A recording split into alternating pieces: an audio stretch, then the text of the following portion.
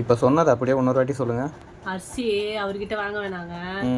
எங்க அக்கா ஒரு இடத்துல சொன்னாங்க அரிசி கோமாதாவா.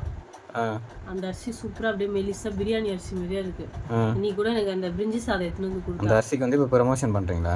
இல்ல ப்ரமோஷன்லாம் இல்ல, சொல்றீங்க. சொல்றேன் உங்ககிட்ட. சரி ஓகே சொல்றீங்க, எனக்கு புரிஞ்சிச்சு.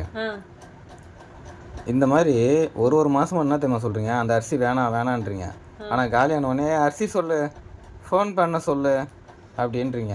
சரி நீ அதுக்கு முன்னாடியே காசு கொடுத்துடணும் சொல்கிறீங்க. அதை நானும் வாங்கிட்டு சரின்னு வந்துடுறேன். திருப்பி ஒரு 10 நாள் யூஸ் பண்ணிட்டு அந்த அரிசி வேணாங்க, இனிமேல் வேறு அரிசி வாங்கலாங்கன்னு சொல்கிறீங்க. நல்லா இருக்கான் கோமாதா, நல்லதா இருக்கான். ஆண்கள் வாழ்க்கையில் செய்கிற மிகப்பெரிய தப்பு என்ன தெரியுமா? இந்த அறகுறை வேக்காடுங்களை கல்யாணம் பண்ணுறது தான். ஆமாம், நீங்கள் முழு வேக்காடு, நாங்களாச்சும் அறகுறை வேக்காடு. 1000 பைத்தியம் இல்லை, சரி விடு, ஒரு 10 பைத்தியத்து கூட வாழ்ந்துடலாங்க. ஆனால் ஒரு அறகுறை மனைவி கூட வந்து வாழவே முடியாது. பரவாயில்ல போ. எல்லா ஆண்கள் நிலைமையும் இப்படி தான். நான் இந்த மாதிரி நடக்கிறதெல்லாம் பார்த்து மொத்த ஆளும் இப்படி தான் கஷ்டப்படுவாங்க போல இருக்கு அப்படின்றத அப்படியே கெஸ்ஸிங் பண்ணியே புரிஞ்சுக்கிறான். இல்லை இயல்பாகவே நீங்கள் இப்படி தானா?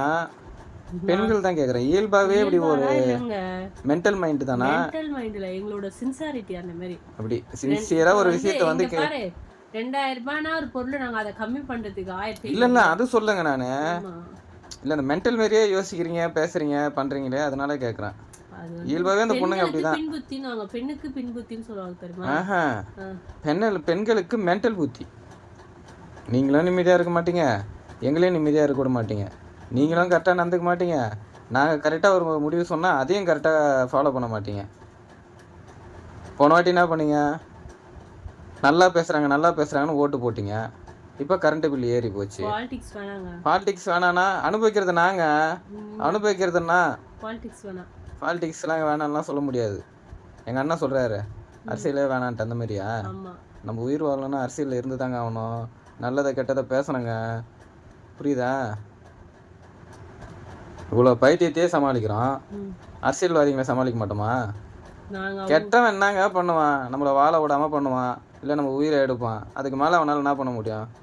ஆனால் நல்லவனால் பல கோடி பேரை வாழ வைக்க முடியும். உங்களையே வாழ வைக்கிறேன் கல்யாணம் பண்ணிக்கினேன், அந்த மக்களுக்கு ஹெல்ப் பண்ண முடியாதா? சரி இப்போ என்ன சொல்ல வர? அதுதான் பாலிடிக்ஸ் பற்றி பேசுனேன், அதுக்கு என்ன சொல்ல வர?